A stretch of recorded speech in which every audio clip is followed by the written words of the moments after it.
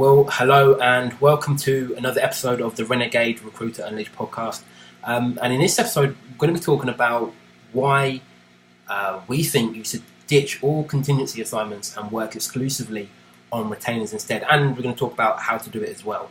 Again, just a bit of background. When I first started working with recruitment and search firm owners, I was working purely on the marketing side of the business, so purely lead generation. So as far as I was concerned, once the lead had been generated, my job was done. I had no sort of input on the sales or anything that goes on after the initial inquiry was made. So we're talking sort of 6-7 years ago. At that point, I didn't even know that there was, I guess, two different models for selling recruitment, or two different models for offering recruitment as a service.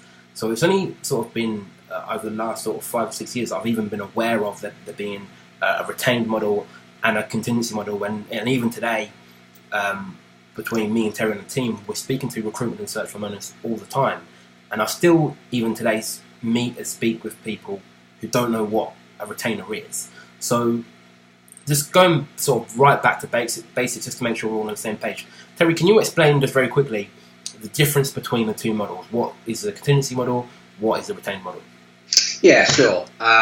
So contingency means that recruiter will do the work and they will get paid by the client if they find the candidate and the candidate accepts the offer and joins that organisation. So in other words, the recruiter only gets paid if the candidate starts. On retained, the client will pay a percentage of the fee up front before the search firm actually starts doing any work. Yeah. So the most obvious advantage is, so if you can make a comparison between the two. If you work on contingency, there is a chance that you're going to do some work for a client and never get paid for it. Whereas a retained recruiter, at the very least, they will get paid up front. And they tend to get paid in, the most common model is they get paid in 3 stages. So they get paid an engagement fee or retainer. They get paid upon presentation of shortlist. So after 30, 40 days or whatever, the search firm will present to the client what's called the candidate population, the candidates that they have identified, and they will present then the 3, 4, maybe 5 candidates who they think are the right candidates for the role. Assuming the client finds it acceptable, there's another invoice to pay, and then the balance is paid upon either offer and acceptance or offer and when the candidate starts. And that fee is normally split into 3 stages, often 3 equal stages. So let's say the fee is 30,000. The recruiter or the search firm gets 10,000 up front, 10,000 on presentation of shortlist, acceptable shortlist to be absolutely clear, and the balance upon the candidate starting. So from the retainer's point of view, they get paid 2/3 of the fee before the candidate actually gets an offer. So when you get a retainer, the most obvious thing is you've got to sell it. Getting the job order, there's no sale involved there whatsoever. You just get a job order and go off and find me somebody. If you know somebody, get back to me, sort of thing. Does that make sense, Drew? Yeah, it does. I mean, it's again to get it short. Like a contingency role is that you get paid once the candidate has started the job, and retainers you get paid up front. And it's been sort of like, if you look on LinkedIn and some of the Facebook groups as well, it's a constant discussion in the industry. What's best? What's the better model? Is it better to go contingency? Is it better to go retained?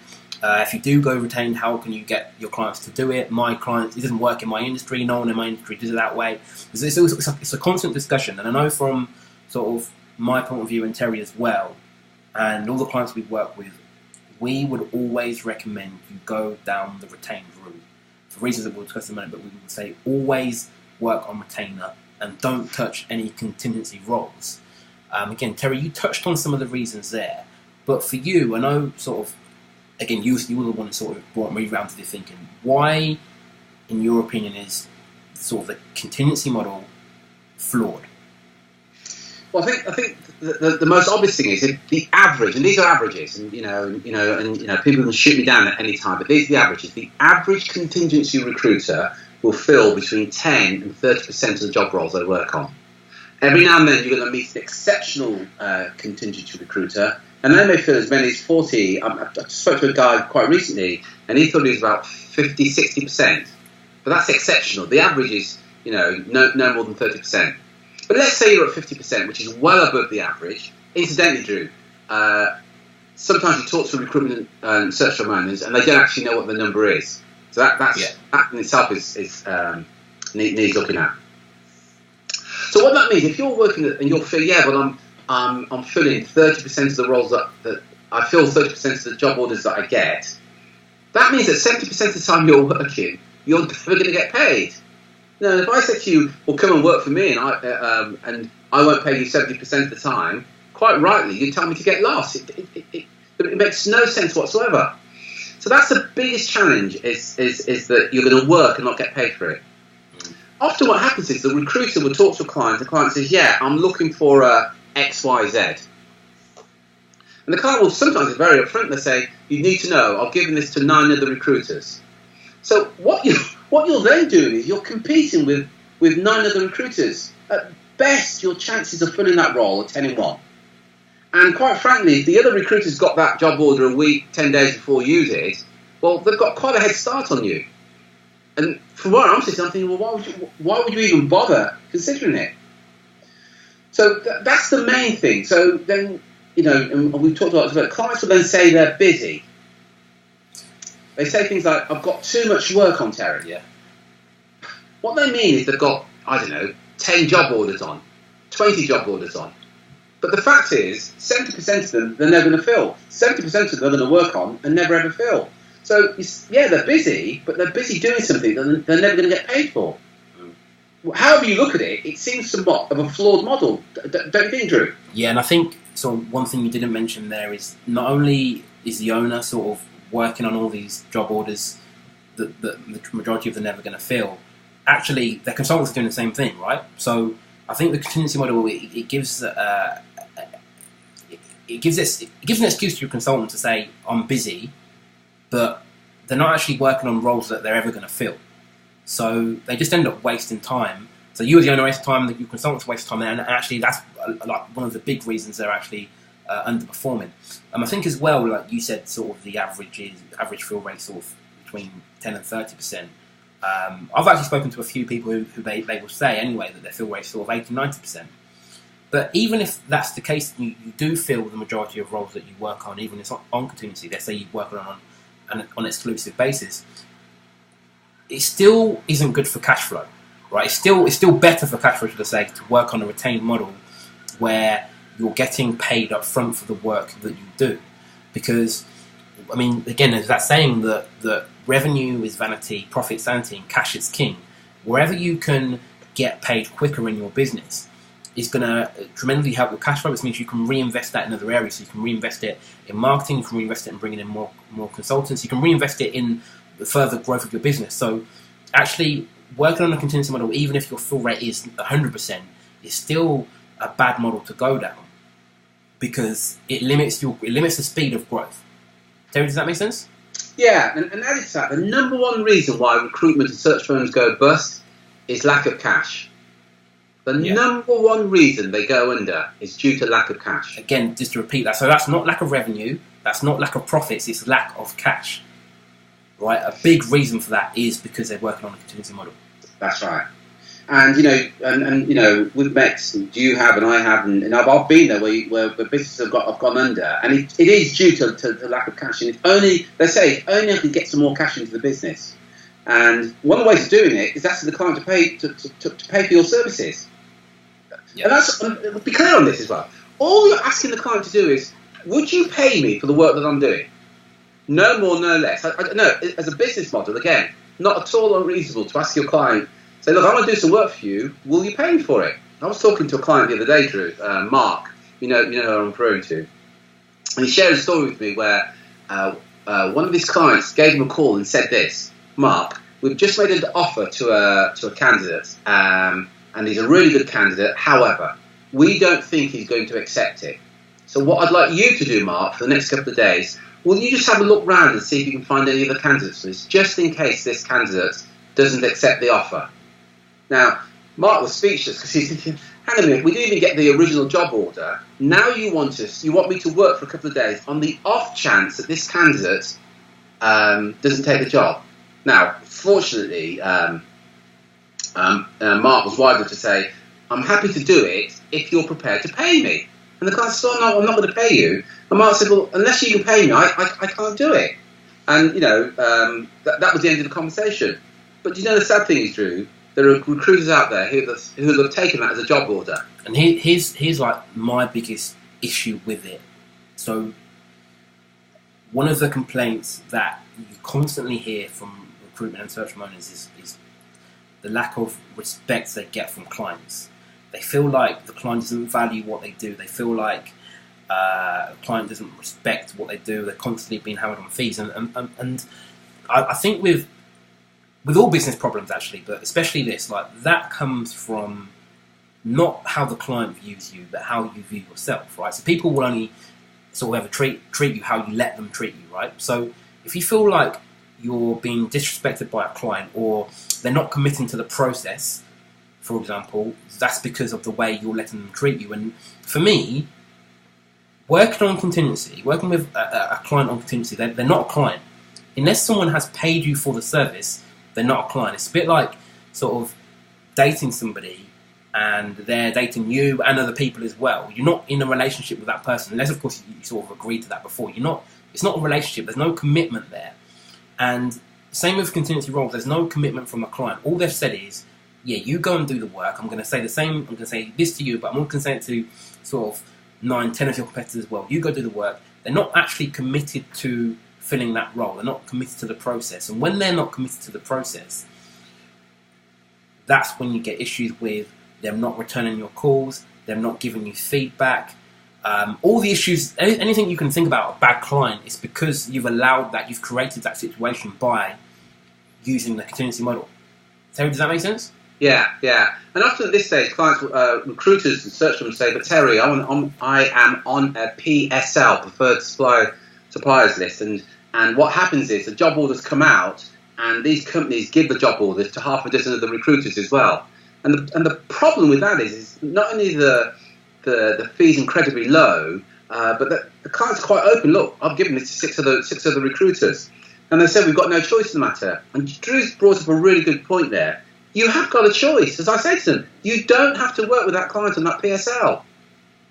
Nobody's held a gun to your head and said, yeah, you have to work on those lousy terms. So it's on a PSL, you're going to compete with the 6 other search firms, and the fee is 15%.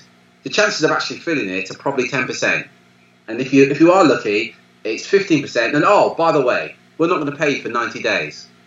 And I'm being absolutely clear about this. You do not have to work with clients like that. That's your choice. Whoever you're working with right now, let's be absolutely clear about it. You've made that choice. And think about this. Some of your competitors, certainly our clients, wouldn't dream of working on those conditions because they appreciate there are other ways of getting business. And one of the ways of doing this is getting a retainer. And, again, Drew touched on this, our market doesn't pay retainers. And I always ask this question, how often do you ask for a retainer? Because in my experience, Drew, I'm yet to meet, or very rarely will a client say, here's a job order and let me pay you a retainer as well. And volunteer to pay a retainer. You've got to ask for the retainer. And there's a way that you ask. In fact, you don't even ask. You ask a series of questions. There's a way that you can communicate that we're covering and things. There's a script that you can use where you ask 5 questions, where the client will want to pay you a retainer, where the client will want to buy from you more than you actually want to sell to them. Yeah. But it doesn't. I want to be clear on this, Drew. We've got to be careful, haven't we? That it hasn't got to be a retainer. An exclusive. So you get the assignment on the exclusive. So you agree with the client up front that nobody else is going to work on this assignment. The thing is, Terry, an exclusive is better than just working on contingency. But for me, it's like, well, just get a retainer. Why not? The thing is, I think for me, the benefits to you as the business owner about getting a retainer are obvious, right? You can't really logically argue with anything we've said, right? You get the money up front, you get more commitment from the client. Obviously, if you get the money up front, you can work less. So rather than working on 10 job orders and filling 3 of them, you can just focus on the 3 retainers that you've got. So you're actually working less but earning the same. But I think for me, like the biggest thing is actually the benefit for the client, and the benefit the client gets when they go down the retained route. So one of the sort of core beliefs that we have as a business is that your duty as like to run an ethical business, which you should want to do, that's what you should be doing, right? There's 2 sort of core things that you need to do. You need to get maximum profit for the shareholders, so that as a business owner, that's going to be you. And you also need to get the best possible results for your clients. And those things need to happen simultaneously at the same time.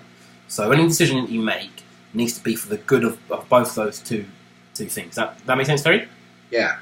So for me, like, where retainers fit into that, like, one, obviously the benefits to you are obvious, right? You're gonna get the cash in quicker, so you can reinvest it in the business. But actually, I think the biggest benefit, and the reason that I'm passionate about going down the retained route rather than working on a contingency basis, is the benefit that the client gets. And so normally when we talk about retainers, like, no one can really argue about it, but we've had one client in the past who sort of said, well, I prefer working on contingency because if we work on retained, we feel too committed to filling the role, and there's some roles we can't fill. And he's right in thinking that, but for me, you shouldn't take on jobs that you don't think you can fill. Like, contingency or retained. Like, you should just say no. You should turn down, if you don't think you can fill it, you should turn down the business.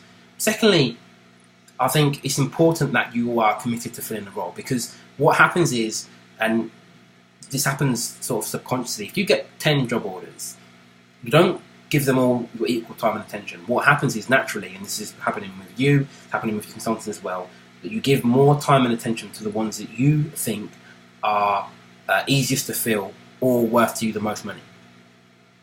Does that make sense, Harry?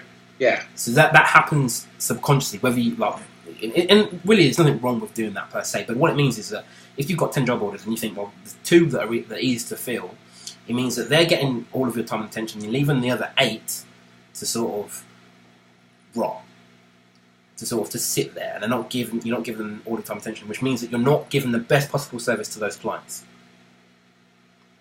So if you care about giving the best possible service to those clients, what you should have done is looked at those job orders, picked the ones that you think are easy to fill, got a retainer for those 2 or 3, and given your full time and attention on there. Okay? Because it's about getting the best possible results for the clients. On top of that, when you get a retainer, as I said before, you're more dedicated to filling the role, but your clients are more committed to the process, and you become, rather than becoming sort of the hired help, you become the paid expert who works with them on a partnership. And in order for you to give the best possible service for your clients, you need that feedback from them. You need that commitment from them. You need them to be committed to filling the role. The retainer gets that commitment. It shows that commitment. If you don't get that, then for me, even if you do work on a contingency model, you're not given the best possible. It's impossible for you to give the best possible service. So almost put yourself out of the picture. Like, forget the benefits to you as the owner. So I think that's obvious. Are you committed to getting the best possible result for your clients or not? And if you are, then you need to create an environment that allows you to do that. Terry, does that make sense? Yeah. And I appreciate, if you haven't ever worked on the retainer, this is all so... It might be alien to you. You might be saying things that, my clients won't pay a retainer. And as I said earlier, you've never asked for a retainer. Another common one is, no one in my industry works on the retainer. I'd like to know how you know that. Have you spoken to every single client and they've said that nobody works on the retainer, or I can't get retainers in my sector? No. Again, let's be fair about it. You won't get a retainer every single time. Let's be perfectly clear. You won't get a retainer every single time that you ask for it. But think about it logically.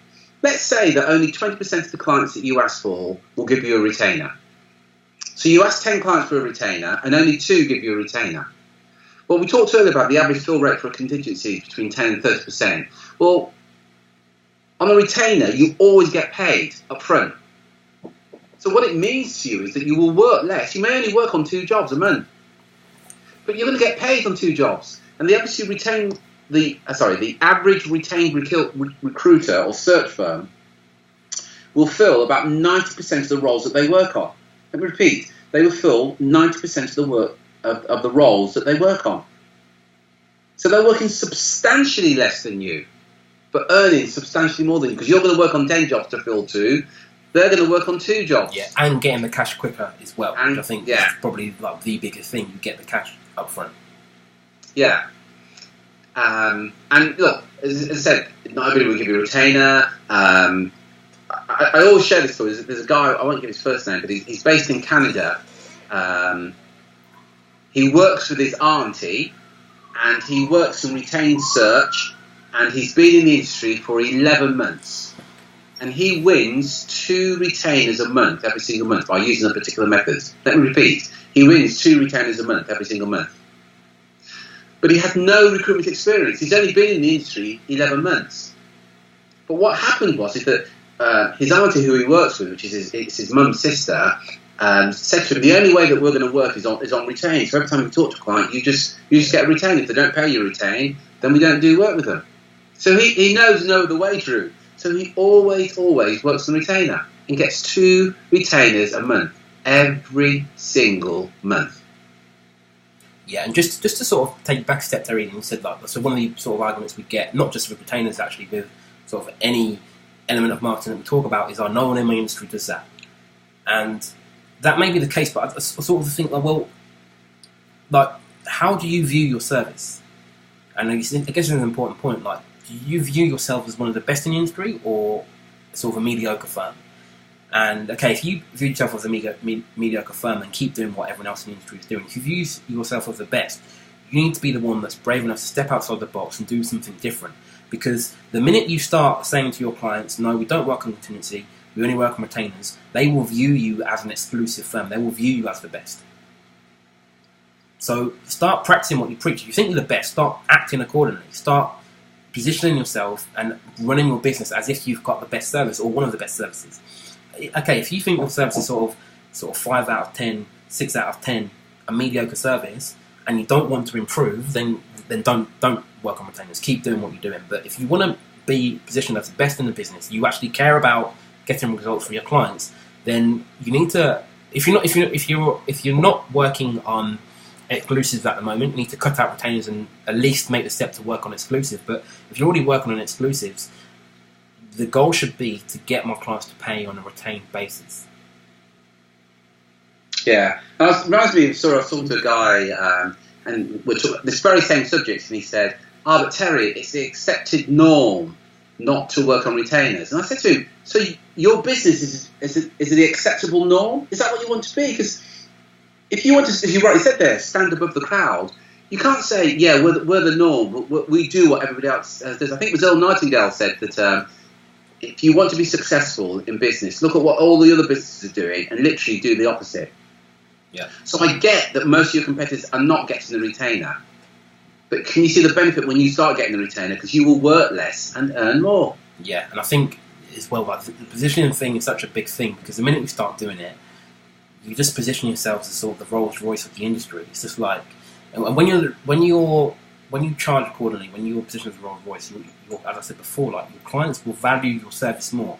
Automatically, you'll be able to give a better service to your clients. It's sort of like, it's like the difference between, like, again, Terry, you always tell the story about, again, correct me if I'm wrong here, like your friend who used to work for Mont Blanc pens, and they gave all the employees a Mont Blanc pen because they knew that actually, if you give them an expensive pen, they look after it more, they take care of it, they value the product more. And the same thing is for you if you sort of go down a retained route. Your clients will value your service more. They will work with you in a partnership. You are able to get them better results in less time. Everyone's happy. It's win-win for everybody. Yeah. Right? So, again, what I want to look at now is sort of like how to get retainers, even with clients that are used to paying you on contingency now. And Terry sort of touched on it, like, the first way is just to start asking more. Again, there's that old saying, if you don't ask, you don't get. And it's never been truer. You need to start asking for retainers. And you need to ask in the right way as well. And that right way really comes down to communicating the benefits to them, what's in it for them. So we spoke about like the benefits to you as the owner, and we spoke about the benefits to the client, and that's what we need to be talking about, the benefits to the client. Why it's better for them to work with you on a retained basis rather than a contingency basis. And you need to be able to demonstrate that fact and communicate to them. Terry, does that make sense? Yeah, there's a saying, isn't there? You can get anybody to do anything if when you ask them to do it, you communicate the benefit of them doing it. And this is a perfect example. You know, anybody that's got children can relate to this in as much that if you've got young children, something like this. Listen, young man, until you tidy your bedroom, you're going to have no time on your computer. So you're communicating the benefit of them tidying their bedroom to get onto the computer. And it's exactly the same whether you're talking to your consultants, to a client.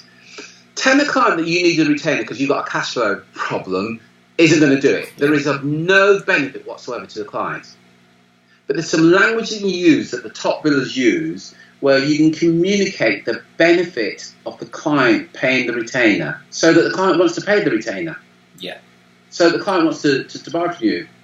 Now, I know some of you already know that, but if you don't know how to do that and you would like some help in that language, reach out to me. We're going to give you the website and book an appointment, and we'll share with you the exact language to use to get the client to want to pay your retainer, to get the client to the position where they actually want to buy from you more than you want to sell to them.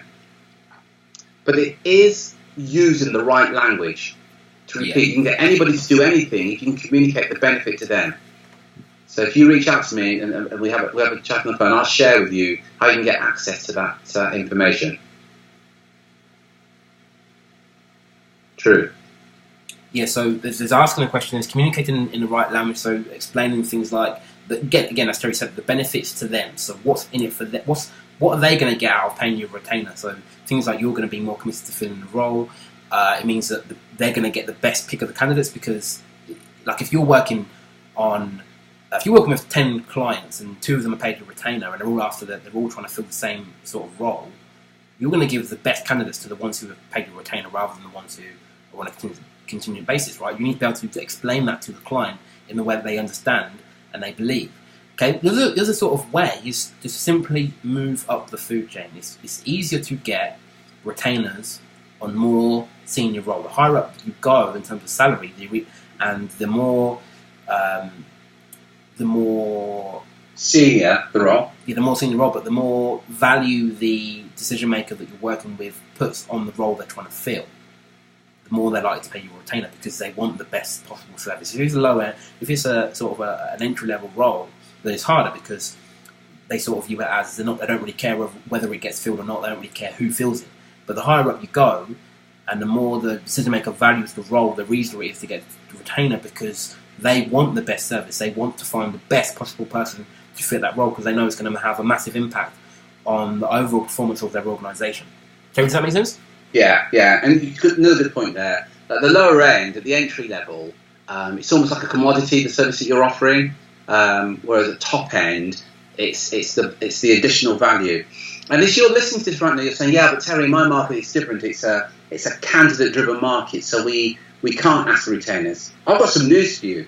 If you're in a market and there's a shortage of quality candidates, not only can you ask for a retainer, you're more likely to get it, but you can also ask for a higher fee as well. Yeah. Because the law of supply and demand, if there really is a shortage of quality candidates in your particular niche, your prospect can't say to you, yeah, there's a shortage of candidates, so here's the deal. I'm only going to pay you 15%. Because you're going to look at them and say, well, how does that work? There's a shortage. If there's a shortage of candidates, you're going to pay more. And think about it, Mr. or Mrs. Hiring Manager. If you're going to pay me 15%, there's a shortage, but your competitors are going to pay 25, 30%, who do you think is going to get the best candidates? So if you're in a candidate-driven market, I would really rub your hands in glee and, because you've got an opportunity to make a lot of money very quickly and get a lot of retainers in a candidate-driven market. Retainers work even more so than probably anywhere else. if there's a shortage of candidates. It really is good news. And the other point that Drew made there, well, kind of digressive, I think it's important to cover it. If you're working at, let's say, 60,000 of your local currency, let's say, and let's say that your average fee is 20%, so you're getting 12,000 of your local currency every time you make a placement. It's true, as Drew said, if you to move further up the food chain, so you're now working at 120 rather than at 60, your fee now is 24,000. But think about it. You'll do exactly the same amount of work. In fact, I go so far to say, the further up the food chain you go, the more senior the role that you recruit at, the easier it is. Bizarrely, I've never quite worked this out, but it's easy to get hold of the more senior decision makers. But again, I touched on this earlier. That's a choice that you make. If you're working at the entry level, that's your choice.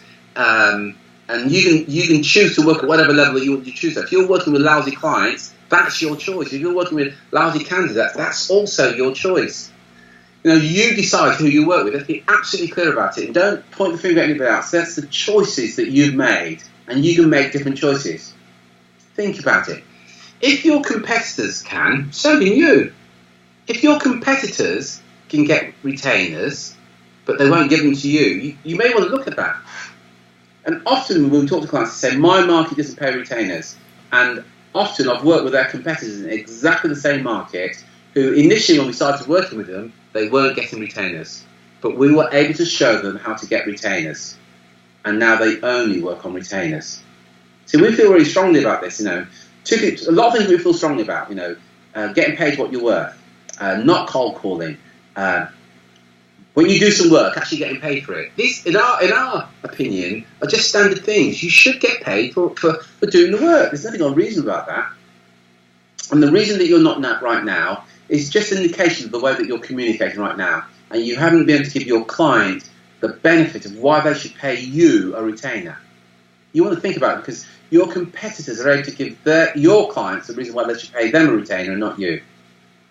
And of course, when the client pays you a retainer, the client's not going to give that job order to anybody else. They're going to work with you and you only. The client's got skin in the game now. See, the client doesn't give a number of recruiters, 10 recruiters, a retainer for the same job role. That's playing crazy from the client's point of view. So by getting the retainer, you're going to block your competitors. Think about that. You're going to work less. You're going to earn more.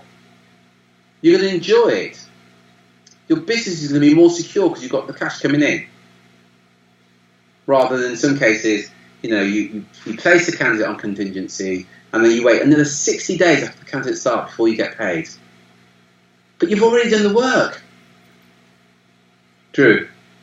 Again, nothing more to add. If you want help getting more retainers in your business, so either if you're working on contingency now and you want to transition to retainers, or you're working on retainers already but you want to know how to get more, head over to terryedwards.com/apply, book a call with one of our team, and we can show you how we help our clients do this every single day. So that's terryedwards.com/apply. Excellent. Until next time, thank you very much, Drew. Thanks for your input, really appreciate it. Until next time, take care, take action, and be relentless. Cheers, guys.